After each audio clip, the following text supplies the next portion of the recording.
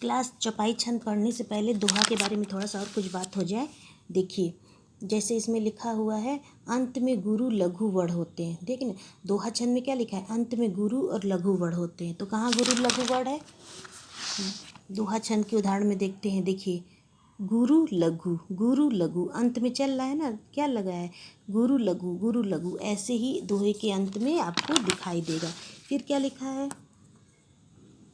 तुक प्राय दूसरे और चौथे चरण में होते हैं। तो तुक मतलब बताए थे ना, तुकांत क्या होता है, जहाँ तहाँ, यहाँ वहाँ।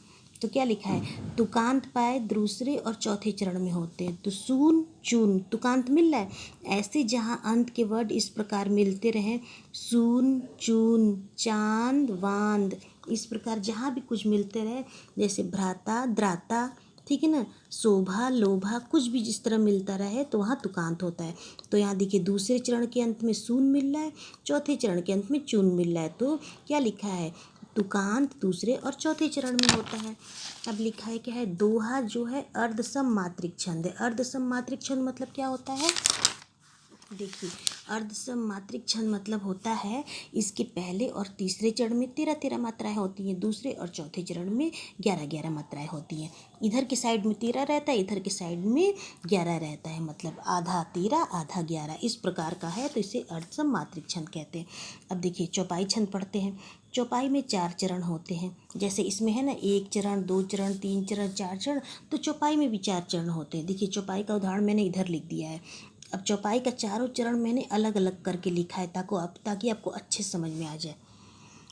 अब देखिए, प्रत्येक चरण में 16 मात्राएं होती हैं। जैसे इसमें है ना, पहले चरण में 13 मात्राएं हैं, दूसरे चरण में 11 है, तीसरे चरण में 13 है, चौथे चरण में 11 है। लेकिन चौपाई में ऐसा नहीं होता है। चौपाई में चारों चरण में 16 मात्राएं होती हैं, ध्यान दीजिएगा। चौपाई मात्रिक छंद है। चौपाई के अंत में 2 दीर्घ होता है, मतलब 2 बड़े का सिंबल रहता है, ऐसे यस बना रहेगा। चलिए इसकी परिभाषा देख लेते हैं। अब चलिए, चौपाई का उदाहरण इस प्रकार है। देखिए, अब जैसे आप लिखोगे मुनिपद कमल बंदी दोई भ्राता, तो ये जो लिखा है चले लोक लोचन सुखदाता, ये इसके बगल में लिखा आएगा, लेकिन मैंने आपको समझने के लिए ऐसे लिख दिया है।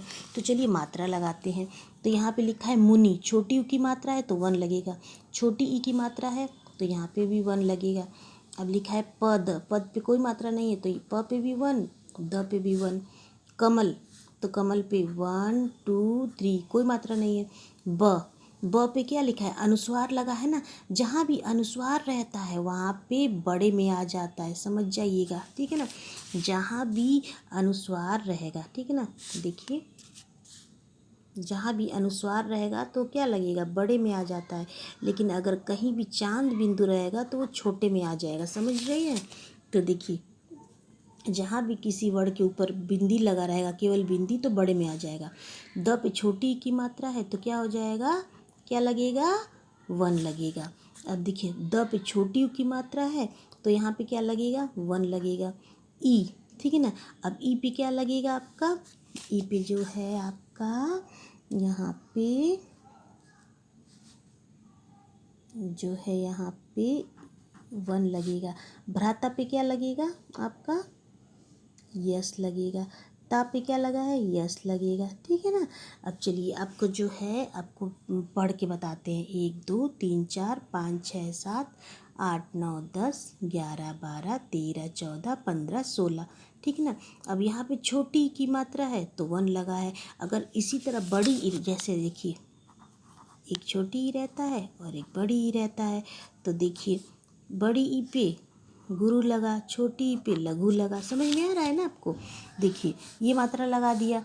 अब भ्राता पे जो है सब बड़ा आ की मात्रा है तो यहाँ पे क्या लगा है, गुरु लगा है।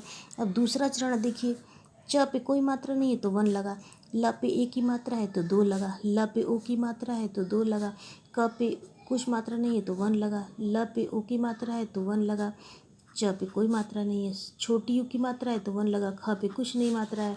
अब दाता पे देखिए, अब चलिए तीसरा लगाते हैं, बालक, आ की मात्रा है, इस पे कोई मात्रा नहीं है। वृद्ध, देखिए अनुस्वार लगा है तो चलिए ऐसे लगा देंगे यस। द पे कोई मात्रा नहीं है, द पे ए की मात्रा है तो यस लगा देंगे। छोटी ई की मात्रा है तो यहाँ पे 1 लगेगा। अ पे कोई मात्रा नहीं है, छोटी की मात्रा तो वन लगेगा। शोभा में क्या हो जाएगा,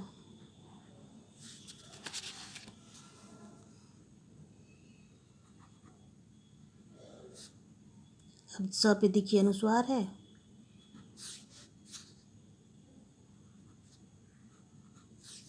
ध्यान दीजिए हम कहाँ लगा रहे हैं मात्रा, आप लोग देखिए समझ में आया। अब देखिए सब देखिए 16 16 रहेगा, 1 2 3 4 5 6 7 8 9 10 11 12 13 14 15 16, 1 2 3 4 5 6 7 8 9 10 11 12 13 14 15 16, 1 2 3 4 5 6 7 8 9 10 11 12 13 15 16, सब पे 16 16 है, ठीक है ना।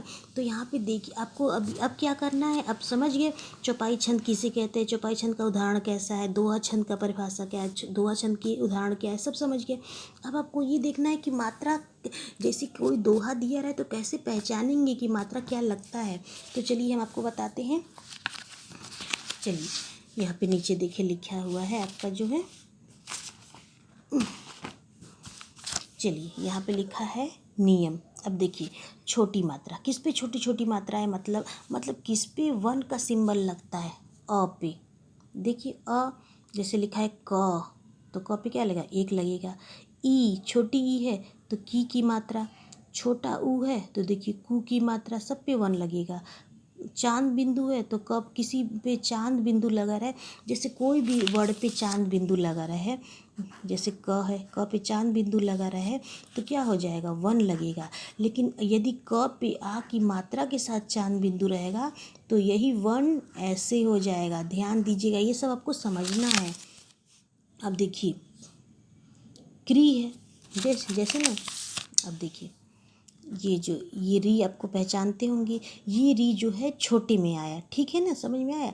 तो इसको ऐसे लिखा जाता है, जैसे क लिखा है उस पर नीचे ऐसे रहेगा, तब भी क्या लगेगा, वन का ही सिंबल लगेगा। समझ में आया। एक ऐसा री होता है और एक ऐसा री होता है। देखिए देखिए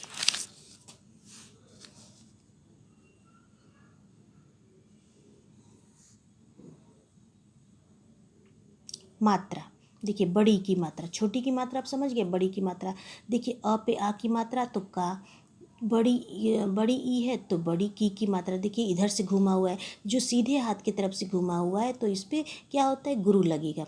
बड़ा कु ऊ अर्थात बड़ा ऊ है तो कु की मात्रा, बड़ा ऊ की मात्रा है। अब ए पे ए लगाया, देखिए दोनों ए जो है गुरु में आया, ध्यान दीजिएगा। तो चाहे के हो चाहे कै हो। अब देखिए ओ है तो बड़ा ऊ लगेगा, अ है तब भी गुरु लगेगा, अ पे अनुस्वार है तब भी गुरु लगेगा। अब देखिए यहाँ विसर्ग लगा है तब भी गुरु ही लगेगा। समझ में आया। जैसे होता है ना, संस्कृत में हम विसर्ग का प्रयोग करते हैं ना, जैसे क लिखा है, क की इधर विसर्ग लगा है तो क्या है, ये सब गुरु में आ गया। समझ में आया।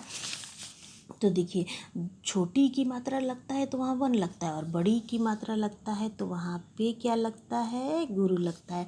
हाँ ये देखिएगा, ये जो री है ये भी इसमें आया। समझ में आया, री किस में आया, इसी में आया। अब देखिए संयुक्त व्यंजन के लिए माना जाता है कि उसके पहले वाले लघु होते हुए भी गुरु हो जाते हैं, ठीक है ना।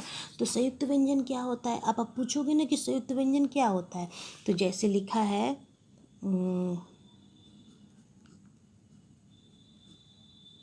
सत्य, तो त क्या हो गया, संयुक्त हो गया, त क्या हो गया, संयुक्त व्यंजन कहते हैं। तो जैसे यहाँ पे एक लगेगा, लेकिन जहाँ भी बीच में आधा त है तो उसके आगे वाला छोटा रहते हुए भी बड़ा हो जाता है, इसी को संयुक्त व्यंजन कहते हैं। समझ में आया। तो यहाँ पे सत्य हो गया। अब हो गया, जैसे हो गया आपका न्याय, न्याय लिखा है तो ये संयुक्त नहीं हुआ। जब कोई आधा वर्ड या व्यंजन सबसे आगे आ जाता है तो वो संयुक्त व्यंजन नहीं रह जाता है, वहाँ पे कुछ नहीं लगेगा। लेकिन यही चीज़ बीच में आ जाता है तो क्या होगा, वहाँ पर संयुक्त व्यंजन हो जाएगा। जैसे यहाँ पे वन लगाया, य पे आ की मात्रा है तो दो लगाया, लेकिन न सबसे आगे जो आधा है वहाँ पे कुछ नहीं लगेगा। लेकिन यही न बीच में रहता तो संयुक्त व्यंजन बन जाता और इसके आगे वाला गुरु हो जाता है। तो हमेशा ये ध्यान रखिए, जहाँ भी संयुक्त व्यंजन रहता है उसके आगे वाला छोटा रहते हुए भी बड़ा बन जाता है, अर्थात लघु रहते हुए भी गुरु बन जाता है।